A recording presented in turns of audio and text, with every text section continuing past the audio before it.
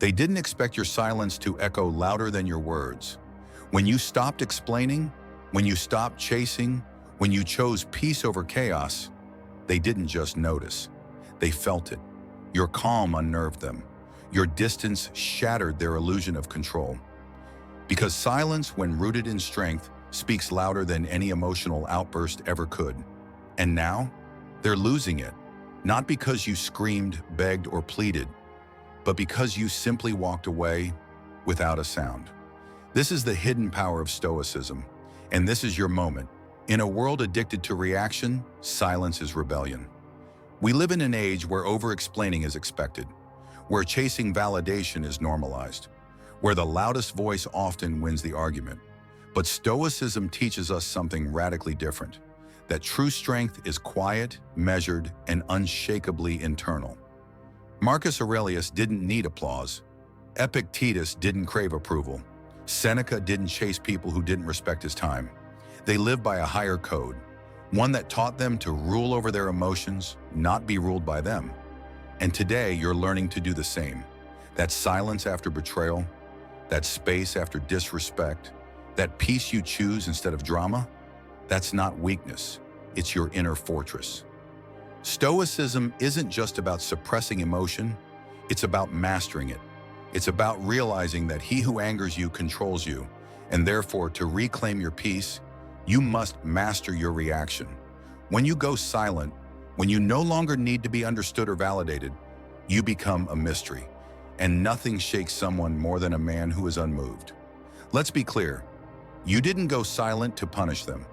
You went silent to protect yourself.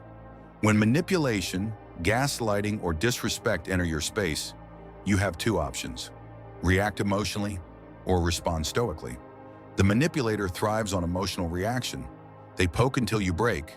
They accuse until you defend. They confuse until you chase. But when you give them nothing, no reply, no defense, no chase, that's when they panic, because silence forces them to face the weight of their actions, and not everyone is ready for that. Stoicism teaches that our power lies in our perception. As Epictetus said, it's not what happens to you, but how you react to it that matters. When someone disrespects you, your silence is a choice, a conscious, disciplined refusal to engage in chaos. Silence, when used wisely, is not the absence of response. It is the response. It says, I no longer accept disrespect. I value my peace more than your attention. I do not owe you an explanation. I am not here to be manipulated. Silence is self-respect in its purest form. In relationships, this can feel radical, especially if you've spent years explaining yourself to people who never listened, or chasing people who ran the moment you showed standards. But the Stoic man does not chase.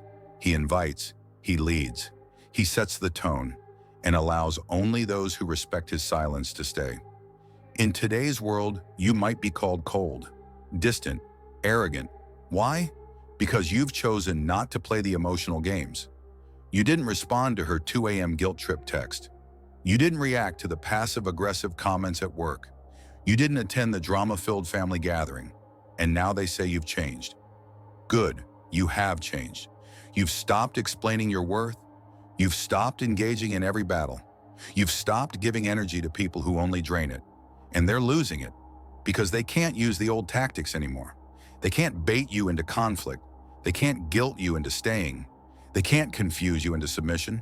You are no longer emotionally available for manipulation. Here's how to live it. 1. Master the pause. When triggered, pause. Breathe. Respond later or not at all. Don't let urgency dictate your words. 2. Value solitude. Learn to sit with your thoughts. Reflect. Journal. This strengthens your inner voice, so you're less swayed by outer noise. 3. Let actions speak. You don't need to declare boundaries, just live them. Silence followed by consistent behavior is louder than any speech. Withdraw, strategically pull back not to punish, but to protect. Your silence isn't war, it's self-care. 5. Train detachment. Understand this. Your peace is your responsibility. Never hand that over, even to someone you love. Remember, you are not being cruel. You are being clear. And clarity, to those who benefit from your confusion, will always look like cruelty. Let them talk. Let them spin stories. Let them throw tantrums in rooms you no longer enter. You don't need to correct the record. You don't need to defend your silence. You don't need to soften your stance. Because when you walk away in silence, you teach the loudest lesson: that you have boundaries, that your peace is non-negotiable, that you are no longer for sale to the highest manipulator. This is what it means to be a modern Stoic. Not stone-hearted, but steel-willed. Not cold, just calm. Not detached, just disciplined. So the next time they try to pull you back in with confusion, drama, or guilt, stay silent, stay grounded, stay powerful. Because your silence, that's the sound of self-respect echoing through their chaos.